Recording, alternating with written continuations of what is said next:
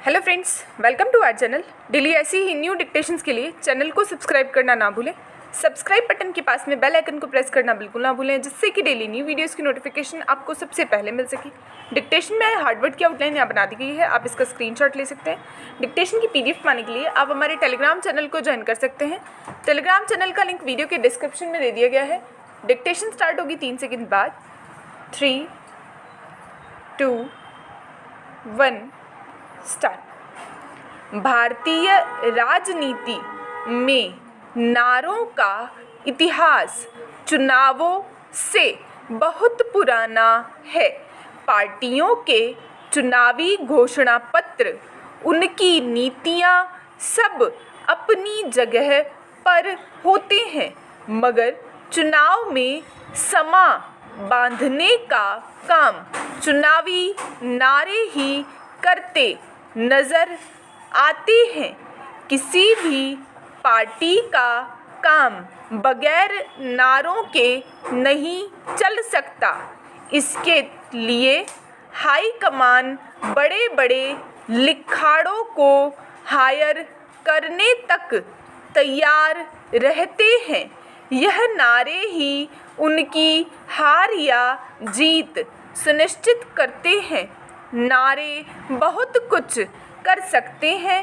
इस देश में नारे ही असली माहौल बनाते हैं। नारा महिमा अपरंपार है। नारे हैं तो हम हैं। सोशल मीडिया के इस क्रांतिकारी युग में आज भी परंपरागत नारों का महत्व कम नहीं हुआ है। भारतीय लोकतंत्र में राजनीति की गाड़ी नारों के भीड़ तंत्र के पीछे पीछे चलती है।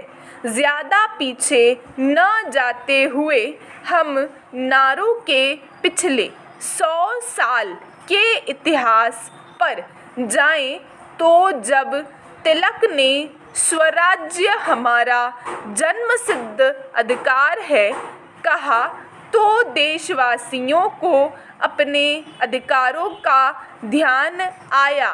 नहीं तो हम गुलामी के अभ्यस्त हो चुके थे।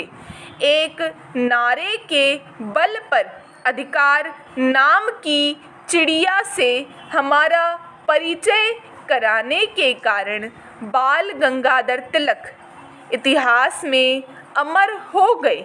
एक मुकम्मल नारा देने से पहले नेतागण पहले किसी स्थान विशेष पर जनता को एकत्र करने के लिए पहले कोई उपनारा देते हैं। जैसे स्वतंत्रता संग्राम के वक्त नेताजी सुभाष चंद्र बोस ने पहले कहा, दिल्ली चलो, और लोग दिल्ली की ओर कूच कर दिए।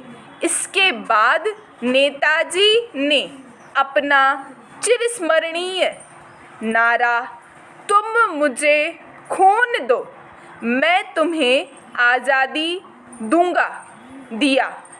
इधर नेताजी यह नारा लगाकर हमारे सोए हुए ज़मीर को जगा रहे थे। वहीं दूसरी ओर अपने गांधी बाबा ने करो या मरो के बाद अंग्रेजों भारत छोड़ो जैसे अविस्मरणीय नारों की रचना कर एक बड़ा आंदोलन खड़ा कर दिया, और उन्होंने सत्य और अहिंसा के दम पर अंग्रेजों को यहाँ से भगाकर ही दम लिया।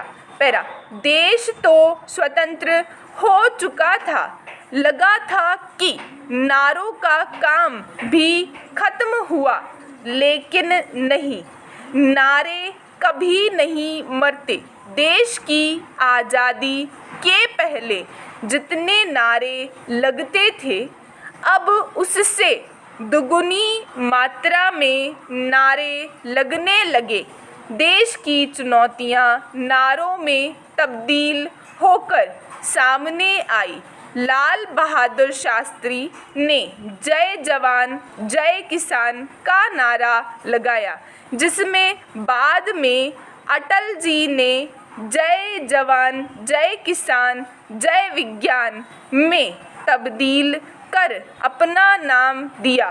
तमाम प्रयासों के बावजूद समस्याओं ने विकराल रूप धारण कर लिया। तीन युद्ध और बीमारी तथा गरीबी से जनता त्राही त्राही कर उठी। ऐसे समय में इंदिरा गांधी का उदय हुआ और उन्होंने गरीबी हटाओ का नारा दिया। उन्होंने कहा, चुनिए उन्हें जो सरकार चला सके। कांग्रेस की तरफ से जात पर न पात पर इंदिरा जी की बात पर मुहर लगेगी हाथ पर जैसे नारे लगाए जाने लगे, जिसका प्रभाव भी चुनाव बाद देखने को मिला। लेकिन यह जनता है, सब जानती है, खाली नारे ने उसका पेट नहीं भरता। लुभावने वादों और जोशीले नारों से आप कुर्सी तो पा सकते हैं, लेकिन लंबे समय तक जनता का प्यार नहीं। जनता का इंदिरा से मोह भंग हुआ और आपातकाल के बाद हुए चुनाव में दिनकर की प्रसिद्ध कविता की पंक्ति, सिंहासन खाली करो कि जनता आती है, को ही नारा बना दिया गया। पैरा समाजवादी पार्टी भी नारे देने में पीछे नहीं रही। जिसका जलवा कायम है उसका नाम मुलायम है, उसका चुनावी नारा बना, यूपी में है दम क्योंकि यहाँ जुर्म है कम। जैसे नारे देकर जनता को आकर्षित करने की कोशिश की गई। पैरा तत्कालीन इंदिरा सरकार को नीचा दिखाने के लिए नारा गढ़ा गया, खा गई चीनी पी गई तेल, ये देखो इंदिरा का खेल। जवाब में कांग्रेस का नारा भी आया, इस दीपक में तेल नहीं, सरकार चलाना खेल नहीं। पैरा जब तक रहेगा समोसे में आलू, तब तक रहेगा बिहार में लालू जैसा नारा तो उस समय बच्चे बच्चे की जुबान पर सुना जा सकता था।